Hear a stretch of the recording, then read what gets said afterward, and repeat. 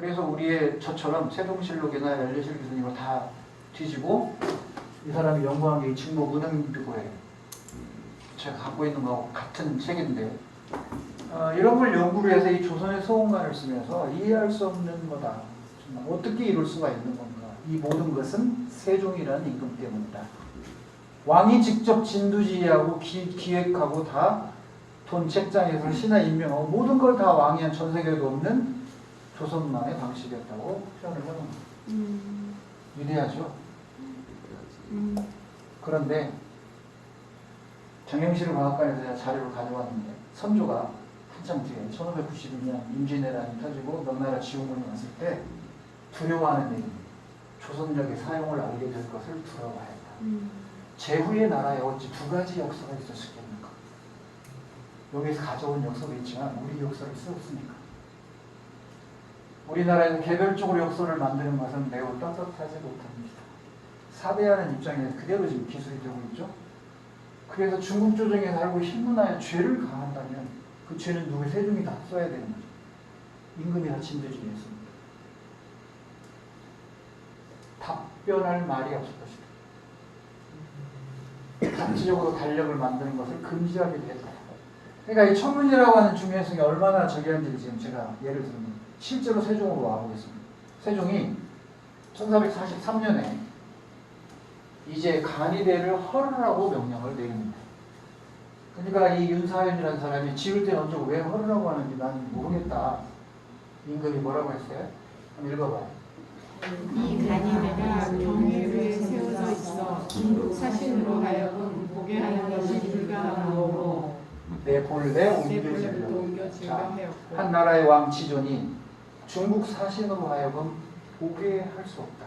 이 말이 뭘 의미하는지 알겠죠? 천문은 황제의 권한이에요. 그런데 지금 조선 왕이 이걸 지금 하고 있는 거죠. 그러면 이 1443년은 한글이 지금 완성될 때예요. 3년이니까 반포를 한단 말이에요. 그런 와중에 천문까지 건드려 이 상황이 되면 이 시기적으로 얼마나 곤란해, 그죠? 그러니까 허르라고 합니다. 영화 천명하면 다시 보세요. 사신이 와서 감히 황제의 권한을 너희들이 해서 다 때려부신 장면이 나옵니다. 신하 불러와라, 천문학자 불러와라, 막 이렇게 막 나와요. 그 천문 영화를 보면. 이제 천문을 제대로 한번 보세요. 이거를 공부했으니까. 그러면 그 영화가 얼마나 와닿는지 알 수 있어요. 그러나 실제 역사하고는 좀 다르다는 걸 말씀드립니다. 푸신 게 아니고 스스로 내렸어요.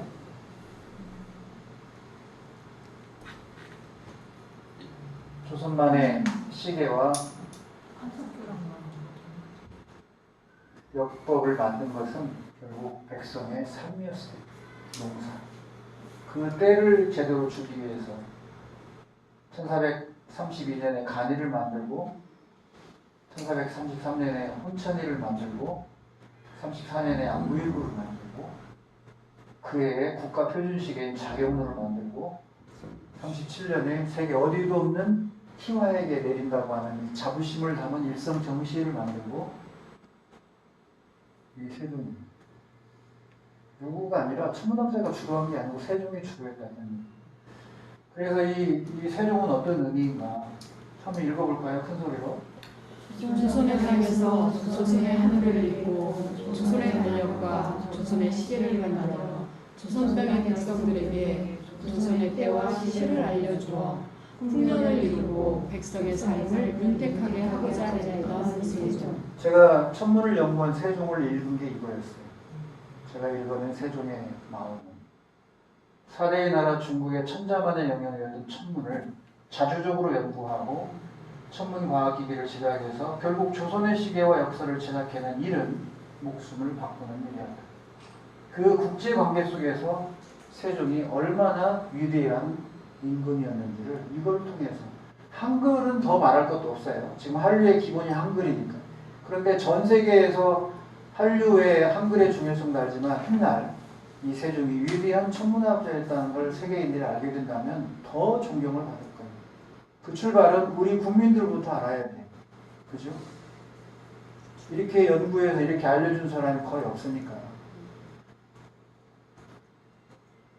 조선의 하늘과 땅에서 통일한국의 땅으로 민족의 땅으로 우리의 하늘과 우리의 시계를 세운 세종의 자주, 말과 글, 우리의 농사법과 음악, 자주국방에 든든한 나라를 만든 세종. 당시 명예의 사대하는 상황에서도 자주를 놓지 않은 세종. 이 시대 제 결론이에요. 세상 누가 뭐라 해도 우리 민족이고 우리 핏줄이고 한결입니다. 세종에게서 물려받아야 할 자주가 뭐냐? 우리는 미국에게, 북한은 중국과 러시아에게 영향을 받을 수밖에 없는 국제관계 속에서 우리의 지도자들이 가야 할 길은 결국 천문오비 속에 담겼던 세종의 자주정신.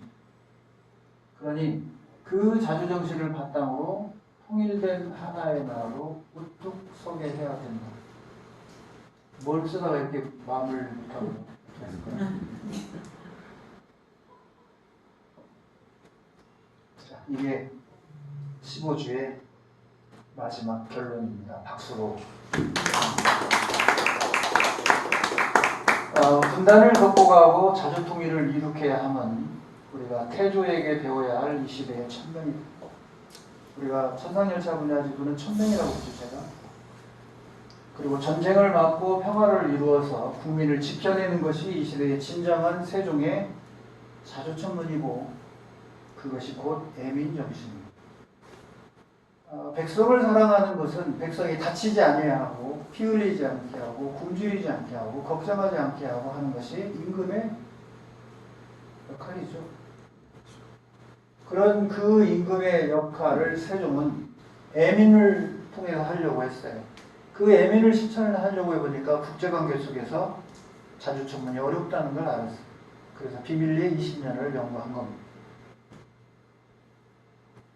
목숨을 내놓고 이 시대의 우리 지도자들, 남과 북의 지도자들은 과연 세종의 자주정신을 얼마나 실천할 수 있는 것인가.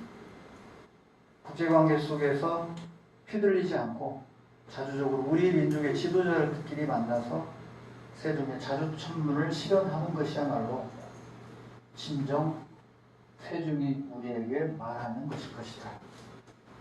장장 15주의 대장장을 마무리했습니다. 감사합니다.